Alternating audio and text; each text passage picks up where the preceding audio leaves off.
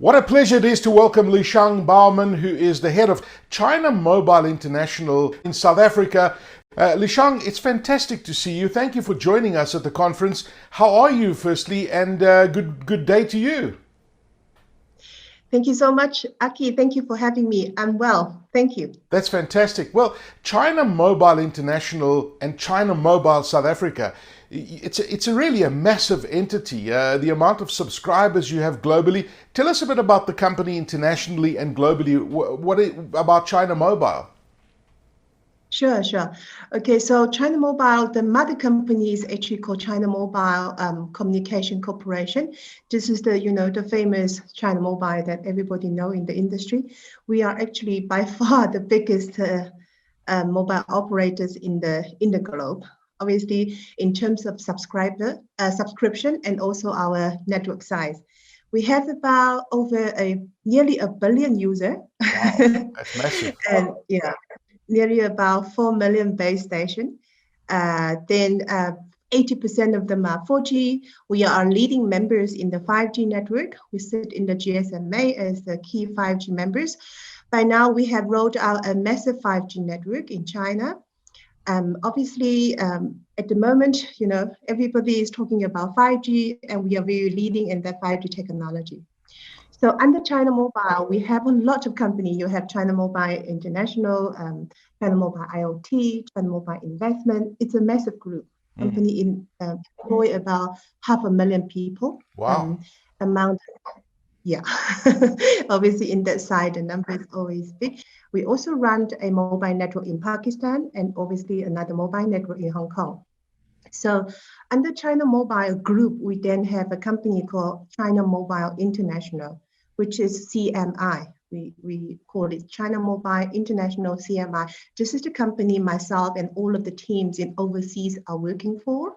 So the company was actually established in 2010, formally operating in 2011. The mandate of CMI is to manage all of the overseas operations on behalf of the group. Right. Now, including international, if you take 1% of our subscribers are roaming around the globe, there's a huge amount of roaming.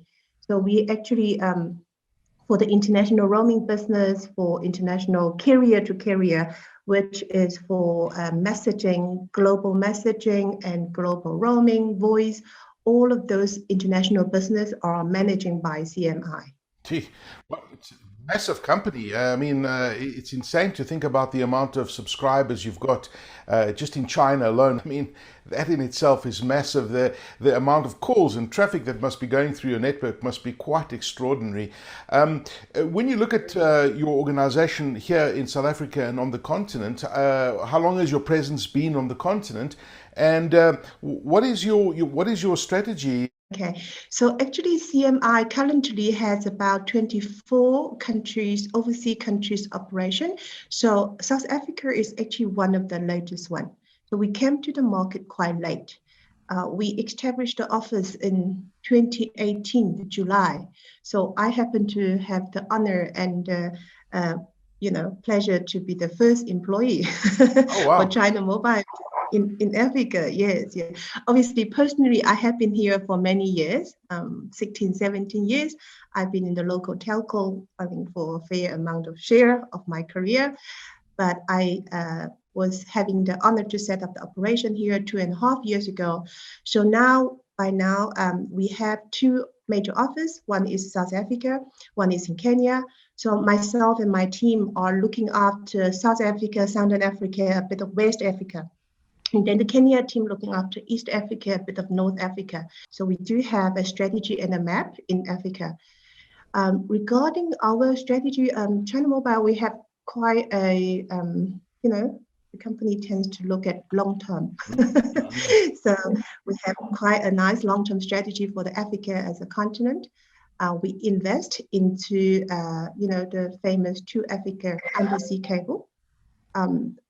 We, together with the others, so there are 8 consortiums who build the 2Africa undersea cable, which Facebook, MTN Group, Vodafone Group. It's quite an aggressive strategy that you are pursuing on the continent. albeit you came in a little bit late, as you mentioned. But I guess the market is maturing right now for players such as yourself to the market has settled down, and I guess you can deploy your strategy a lot easier now on the continent. When it comes to South Africa specifically, does China Mobile International have a specific strategy in South Africa? Yes, we do. I think the COVID has changed the whole world, how we operated, and all of the organizations are either forced or either you have no other choice. You adopted into the digital journey much quicker. And I think we see, yes, the SA market is a relatively mature market, but it's also very disrupted and continue innovated for especially the last 2.5 years. Yes. And after the COVID, we see a lot of opportunity on the cloud, digitalization. There's a lot of new technology like Internet of Things. Now, big data is not a buzzword anymore. You really need to know how to play around with the data. There's a lot of intelligent solution related to AI. And as the mother company, we have actually a lot of very mature commercialized industry solution that has been deployed successfully in China. So the goal is to bridge the technology gap. We actively play on the cloud space. We also, the other day I hear one of the industry, I think Dell, they did a survey that 79% of the South African company are going into the cloud journey. And we see a great opportunity in the market. And we actually quite actively involve in both our cloud network and also invest into the cloud technology.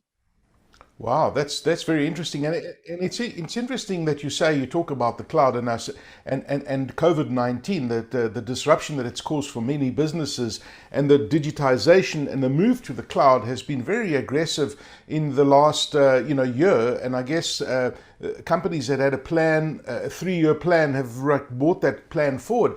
And it's interesting to see that cloud is very much part of your strategy. Would you say that the cloud strategy is also part of your strategy on the rest of the African continent as well?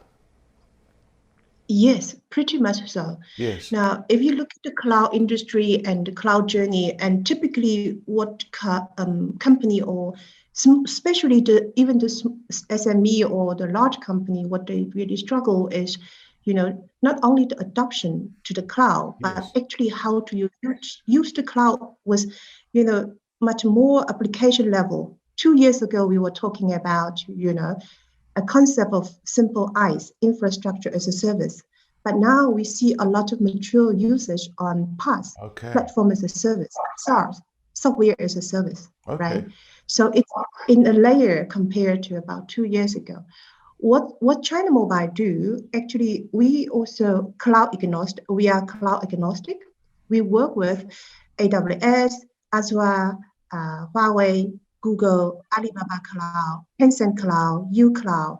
So we, as a mobile operator, our value is to build this cloud connect network for them. Because we are tier 1 global carrier. So we own the infrastructure, we have the connectivity.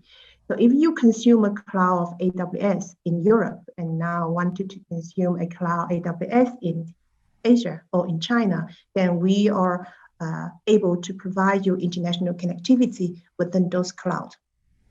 Then this is our value that very different from the rest of the cloud player. Yeah, I was just going to say, I mean, that's a very big differentiator, is that you offer a bouquet of cloud providers. So you don't care who you use for the cloud, you will make it happen in the background. And I think that's a key differentiator, which is really, really interesting to see. And of course, as you say, with the infrastructure that you've got globally, you're able to have that flexibility to make that happen quite easier. And it's interesting, I mean, when you look at companies today, companies are global, right? So you have to be able to provide the cloud services from wherever you are working in whichever market you're working in. So really interesting perspective. Do you see any challenges in terms of the local market when we talk about the digital transformation, I mean, it's no secret the economy is struggling a little bit, and I think that COVID-19 has affected many economies globally, but the rate of digital transformation to meet the demands from the rest of the world, are there any challenges that you see in the local market? Yeah, I think there is a lot of challenges, major challenges, especially for SME. I mean, there are a lot of SME, they are still on a journey of adopting it. Obviously, the COVID has expedited the journey, but still, a lot of company doesn't have the skill set to really trial and error, and to trial the cloud services. And also, it's a whole lot of information about cloud, and often the company struggles at which cloud is the best, what is the best cloud strategy for them, single cloud or multi-cloud, what happened on the capital is very scarce. Every company is now under very tight cash flow. And this cloud, typical the hyperscaler like Azure or AWS or even Huawei, often you immediately start incurring cost once you start opening the clouds, and now all of a sudden you realize this doesn't fit into your strategy already. Once you open the account, start consuming, the cost is incurring, right? So this is quite a challenge for the local customer. So what we do, we actually take the customer into the journey. So we got a multi-cloud, so we call M Cloud. We run a lot of promotion. M Cloud, we provide them a free coupon up to $10,000, which in the South African rand value is about 150 to 200,000 rand of value for the customer just to try it. Multi-cloud, you can choose AWS, you can choose Azure, you can choose Google, Alibaba, whatever cloud you are, if you want to try. So I have a team based in South Africa. They're all South African. So this is the team are all from the well-known industry in South Africa. So we handheld them. We opened an account with them. We help them to do migration, and then we help them to balance the consumption in multi-cloud. And we also offer them a single interface in terms of billing. So I think that will help the local SME experience and try the cloud as they mature in the journey. Wow, that's very interesting. I was going to ask you how competitively priced you are in the local market, and what your strategy is going to be. But I mean, that's adding tremendous value, as you've just highlighted there, for people to try and see what the service levels are like. And I mean, that's quite a bit of value that you're offering over there. When you look at the market, and obviously things are going to settle down once the vaccine rolls out, and I think we're going to see the economy back on track in the next 18 months or so, hopefully sooner. But we certainly see a lot of potential on the continent and in South Africa in particular. Where do you see your organization and the role that you will play in this market on a long-term basis?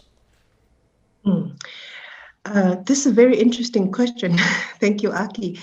Obviously, the COVID has changed the whole world, how we operate, how we live, how we do business. And one of the things for us in the telco, in this, in the technology industry, is we see is a huge transformation and a huge need to go into the digital space. So there are a lot of legacy industry like, transportation, retail, mining, healthcare, education, all of the, even in financial sectors, all of the industry are in an urgent need to expedite their digital journey. And there are a lot of very innovative and very advanced technology that we as a group, we have really successful case that has been deployed in China. If you look at how the China's internet market has transformed, or the technology must transform in the last 3 to 5 years, due to a few very leading technology like ByteDance, which is TikTok's mother company, like Tencent, like obviously the typical Huawei and ZTE are the legacy equipment vendor, but there are so many internet companies that emerging in China, and a lot of technology that China Mobile Group, we have really have a lot of commercial deployment on the other side of the continent. And we see great benefit to bring those technology, either on industry vertical, on cloud, on IoT, AI, big data analytics. We have actually very mature commercialized solution that we wanted to bridge the technology gap to South Africa and to Southern Africa. So for the next 5 years, we definitely see a great potential to bring all of the technology here. And we also wanted to be I've been in South Africa for the last 16, 17 years. I wanted to also add some value to the market that people can enjoy those technology with affordable price. Fantastic. Well, Lixiang, it's been an absolute pleasure talking to Lixiang Baumann, who is the head of China Mobile International in South Africa, and certainly a person who knows the market pretty well. Seeing that you've been here for such a long time, you understand the complicacy, the intricacies of this particular market. You understand what needs to be done. You've seen this market grow. You've seen this market change. It's been an absolute pleasure chatting to you. We look forward to seeing growth in the South African market and on the African continent over the next few years. Thank you for joining us. Thank you for having me, Aki. Thank you.